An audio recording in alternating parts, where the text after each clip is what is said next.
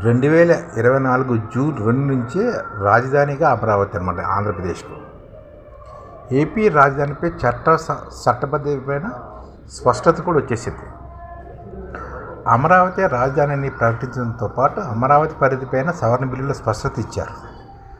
రాజధాని ప్రాంత అభివృద్ధి సంస్థ రాజధానిగా నోటిఫై చేసిన ప్రాంతమంతా అమరావతి పరిధిలోకి వస్తుందని బిల్లులో కూడా తెలిపారు. రాజధాని పురోగతిని దృష్టిలో పెట్టుకుని భవిష్యత్తులో సిఆర్డీఏ పరిధిని విస్తరించినట్లయితే ఆ ప్రాంతం కూడా అమరావతి పరిధిలోకి వచ్చేలా ఈ జాగ్రత్తలు తీసుకున్నారు. రాష్ట్ర ప్రభుత్వం ఇప్పటికే 2వ దశ భూ సమీకరణకు శ్రీకారం కూడా చుట్టింది. ఈ నేపథ్యంలో అమరావతికి నిర్దిష్టమైన పరిమితులు విధించకుండా సిఆర్డీపై నోటిఫై చేసిన ప్రాంతమంతా రాజధాని పరిగణించాలి సవరణ కూడా చేస్తున్నారు.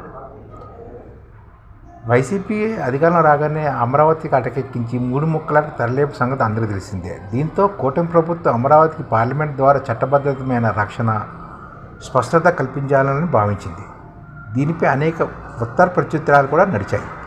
అసెంబ్లీ తీర్మానం ఆధారంగా పార్లమెంట్లో చట్టం చేస్తే అది మరింత బలంగా ఉంటుందని కేంద్రం సూచించడంతో మార్చి 28, 2026న అసెంబ్లీ ప్రత్యేకంగా సమావేశమైంది. అమరావతిపై తీర్మానాన్ని ఆమోదించింది. అప్పటికప్పుడు కేంద్రానికి కూడా పంపింది. ఆ మేరకు ఆంధ్రప్రదేశ్ పునర్వ్యవస్థీకరణ బిల్లు ప్రవేశపెట్టనున్నట్లు కేంద్రం కూడా వివరించిందన్నమాట. ఆంధ్రప్రదేశ్ రాజధాని అమరావతితో ఇక మనం ఆటలాడకూడదు. అమరావతి ఆంధ్రప్రదేశ్ రాజధాని అనే చట్టబద్ధమైన స్పష్టత ఇచ్చేందుకు రంగం కూడా వచ్చిస్తుందన్నమాట.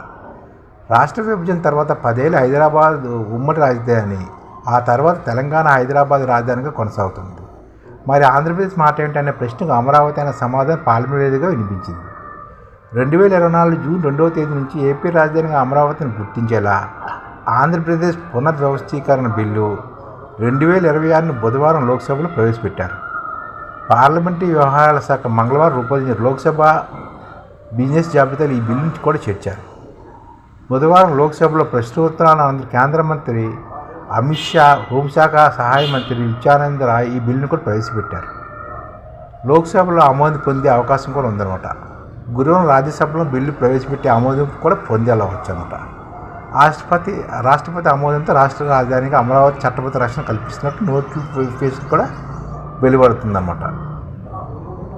2024 ఆమోదించిన విభజన చట్టంలోని సెక్షన్ 5 సబ్ సెక్షన్ 2లో ఆంధ్రప్రదేశ్కు నూతన రాజధాని ఉంటుంది అని పేర్కొన్నారు.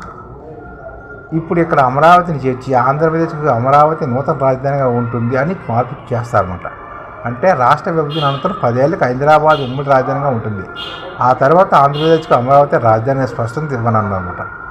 సవరణ బిల్లుల లక్ష్యాలు, కారణాలు స్పష్టంగా వివరించారన్నమాట. Statement of objection and reasons ప్రకారం పునర్వ్యవస్థ చట్టం 2014 ప్రకారం 10 ఏళ్ల పాటు ఆంధ్రప్రదేశ్, తెలంగాణ, హైదరాబాద్ ఉమ్మడి రాజధానిగా ఉంది. ఆ తర్వాత ఆంధ్రప్రదేశ్కు కొత్త రాజధాని ఉంటుందని నాటి చట్టంలో పేర్కొన్నారు. ఈ చట్టం అమల్లోకి వచ్చిన తర్వాత ఏపీ ప్రభుత్వం తగిన పరిశీలన, సంప్రదింపుల అనంతరం అమరావతిని రాష్ట్ర రాజధానిగా గుర్తించి నోటిఫై చేసింది. ఆంధ్రప్రదేశ్ కొత్త రాజధానిగా అమరావతి పేరును చేర్చుతూ సదరు చట్టంలోని సెక్షన్ 5ను సవరించాలని కేంద్రం కోరుతూ ఏసీ శాసనసభ తీర్మానాన్ని ఆమోదించింది. తదనుగుణంగా ఏపీ రాజధాని విషయంలో చట్టబద్ధమైన స్పష్టత ఇస్తూ నాటి చట్టంలోని సెక్షన్ 5లోని సబ్ సెక్షన్ 2ను సవరించాలని ప్రతిపాదించడం.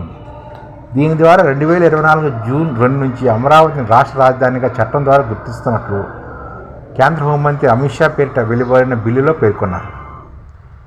లోక్సభలో అమరావతి బిల్లుపై కేంద్ర మంత్రి పెమ్మసాని చంద్రశేఖర్, లోక్సభ టీడీపీ పక్ష నేత లావు శ్రీకృష్ణదేవరాయలు, ఎంపీ కలిసెట్టి అప్పలనాయుడు మాట్లాడారు కూడా. బీజేపీ తన దగ్గుడుపాటి పురంధేశ్వరి, జనసేన ఎంపీ తంగేళ్ల ఉదయ్ శ్రీనివాస్ కూడా మాట్లాడారన్నమాట.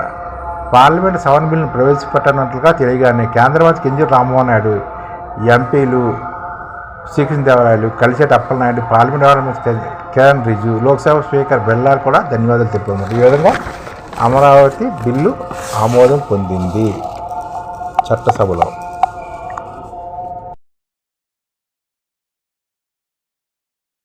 ఈ ఛానల్ ముఖ్య ఉద్దేశం ఏంటంటే మన తెలుగు రాష్ట్రాల్లో 1 కోటి మందికి సంఘటిత రంగాల్లో ఏ విధంగా ఉద్యోగాలు ఇవ్వవచ్చు, కనీస నెల జీతం 30,000 వరకు ఏ విధంగా ఇవ్వవచ్చు, ఏ విధంగా చేస్తే ఉద్యోగాలు సృష్టించబడతాయో వివరిస్తూ ఈ ఛానల్ వీడియోలు వస్తాయి.